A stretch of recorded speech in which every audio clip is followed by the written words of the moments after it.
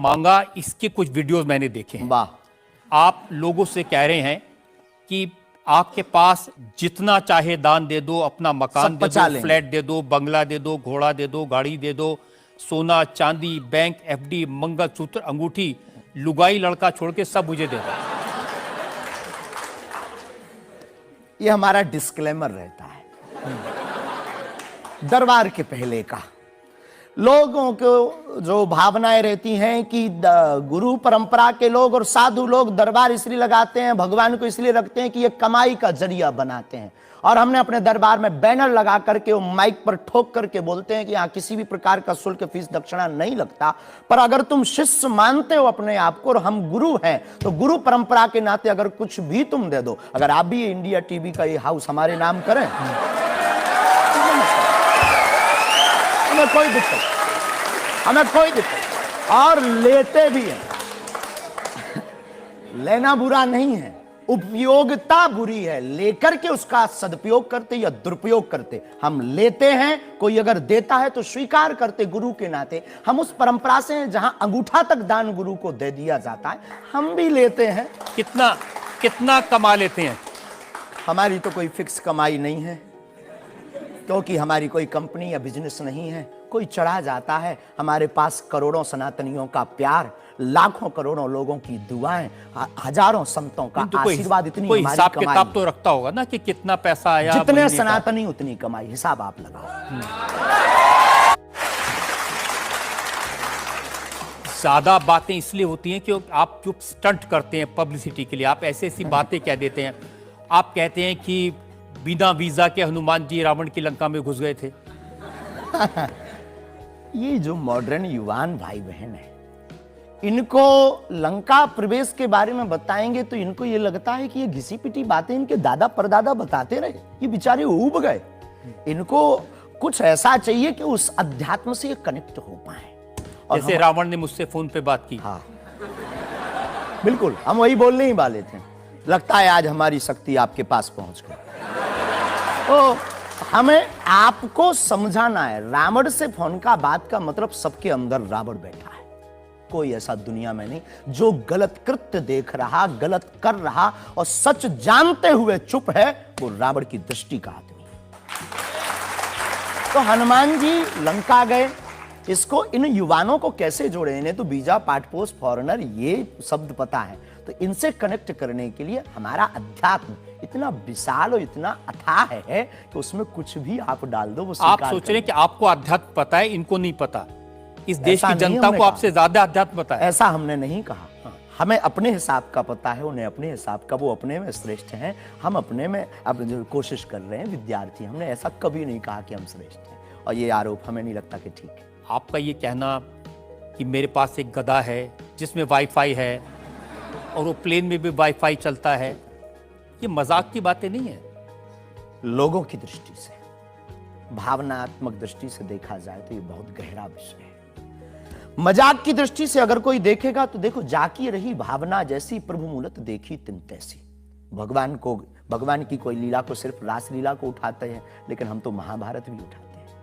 तो अपनी अपनी दृष्टि है, हम ये मजाक में नहीं कहते। हम उनको बताना चाहते हैं कि हमारे देवी देवताओं से जो हमारे इष्ट की परंपरा की जो निशानी है वो अगर नज़दीक रहे, गुरु की निशानी अगर नज़दीक रहे, माता पिता की बातों की निशानी नज़दीक रहे, तो बेटा कभी गलती नहीं करेगा, वो चार चांद लगाता रहेगा। शास्त्री जी, इसको कहते हैं आप अंधों के शहर में आईना बेचने की कोशिश कर रहे हैं।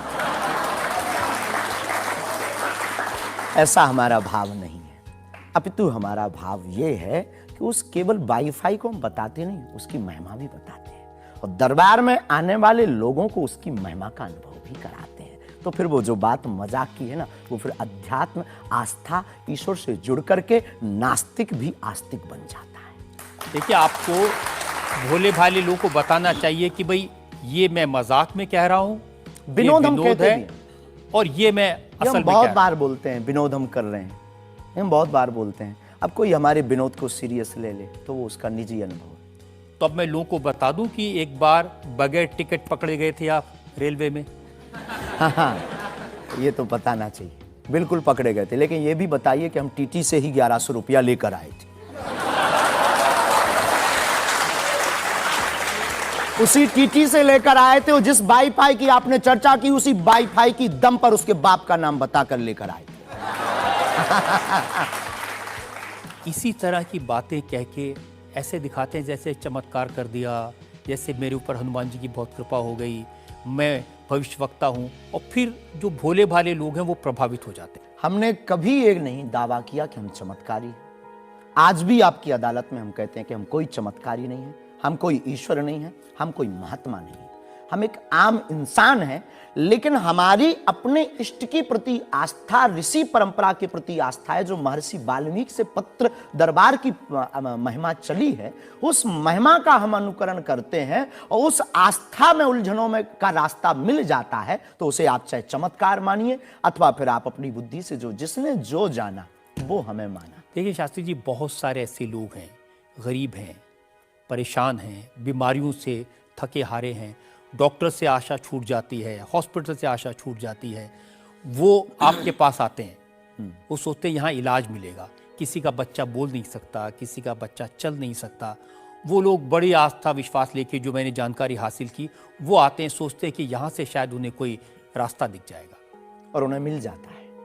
जो आते हैं श्रद्धा पूर्वक आते हैं। देखो, जिंदगी में अगर वो परेशान है और डॉक्टर से परेशान होकर के या कहीं से भी निराश होकर के आया और उसे कुछ मिले ना मिले, हम ये तो नहीं कहते, जिसकी जितनी निष्ठा उसको उतना हमारे बागेश्वर बालाजी के दरबार में मिलता। और अगर नहीं मिलता, अगर उसे जीवन जीने की अगर डांडस और सात्तावना मिलती है, तो क्या ये भी कम है?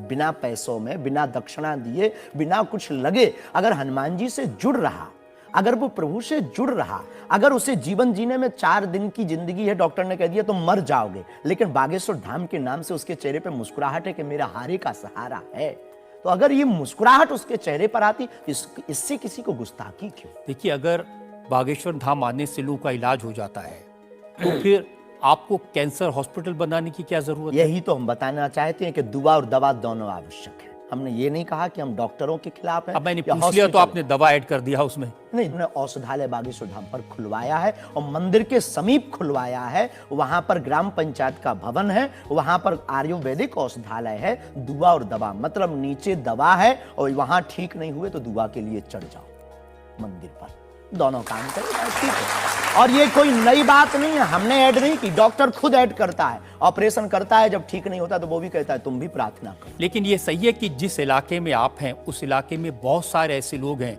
जो इसी तरह पर्ची निकालते हैं, जो इसी तरह दुआ की बात करते हैं। पूरे भारत में ऋषि परंपरा के अनेक लोग हैं, बहुत लोग तो नहीं कह सकते, पर अनेक लोग पूरे भारत में हैं। और केवल हमारे इलाके में नहीं, पूरे भारत में।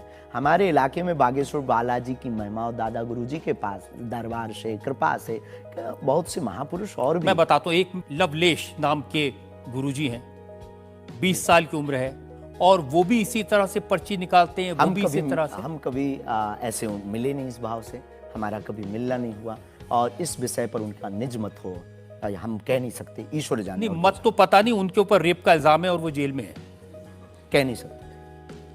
तो उस एरिया में ऐसे और भी बहुत सारे लोग हैं। अभी हम अर्जी लगाने के हिसाब से घूमे नहीं हैं।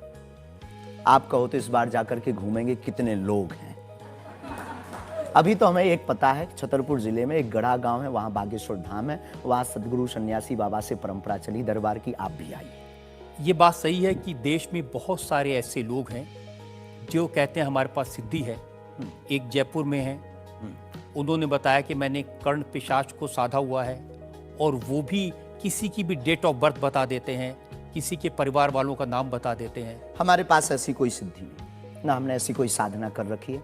हमारे पास सिर्फ अपने इष्ट पर, हनुमान जी पर भरोसा है, जो अष्ट सिद्ध नवनिधि के दाता हैं। ना हम कोई डेट बताते हैं, ना हम कोई नाम बताते हैं, और अगर उनकी कृपा से पता चल जाए तो कोई बुरी बात नहीं। जनता में जो सवाल पूछना चाहते हैं, आमतौर पर क्या होता है कि संत का नाम आते ही हमारे माइंड में एक इमेज बनती है कि गाड़ी होगी, बहुत ही जो उनकी वेशभूषा होगी बहुत ही सिंपल और सरल होगी, लेकिन आपकी वेशभूषा देख के, टोपी देख के लगता है एकदम कलरफुल रहता है। आपके दुनिया ही रंगीन है तो साधु को भी रंगीन होना चाहिए। बहुत बढ़िया, बहुत बढ़िया। जब 7 रंगों की भरी दुनिया है माय डियर सिस्टर, 7 रंगों से भरी दुनिया है, तो मुझे क्या दिक्कत है? और हम कोई साधु नहीं, हम कोई महात्मा नहीं ना, हमने चोला ले रखा है। हम एक वर्ण व्यवस्था की बात नहीं करेंगे, हम एक गुरु के शिष्य हैं और आम इंसान हैं। और अगर कोई सरनेम पूछे तो हम शुक्ल वंशीय सरयू पारी ब्राह्मण है। तो जो 7 ब्राह्मणों की वेशभूषा है वो हमने धारण की, गुरु के नाते हमने ये पादुका अपनी एक परंपरा को निर्वाहन करने के लिए धारण की। और टोपी कोई आया तो दे गया, अगर आप कुछ दो बहन हमें तो वो भी स्वीकार है। आप चाहो तो कुछ हमें पहनने को दे सकते हो, हम पहन लेंगे। एक वेबसाइट ने लिखा कि ये जो टोपी पहनते हैं ये पहनाने वाले से भी कुछ गुरु दक्षिणा लेते हैं, जो कपड़े पहनते हैं, जो कपड़े जिसके दिए पहनते हैं उससे भी कुछ पैसा लेते हैं। आज तक ऐसा कोई मिला नहीं है, खोज जारी है। किसी ने हमें आज तक दक्षिणा नहीं दी टोपी पहनाने के नाम पर या कपड़े पहनाने के नाम पर। हम तो राह चलते कोई मिल जाता है तो उसका पहन लेते, अपना दे देते हैं। हम तो साधु उस परंपरा के हैं, उस परंपरा के। लेकिन अच्छे लगते हैं आपको ये रंग बिरंगे कपड़े? बहुत आनंद आता है। क्या दिक्कत है साहब? किसी को दिक्कत है वो हमसे ज्यादा रंगीन पहने। एक शायर ने कहा कि जो खानदानी रईस हैं वो मिजाज रखते हैं नर्म अपना। आपका लहजा बता रहा है आपकी ये दौलत शोहरत नहीं रही है।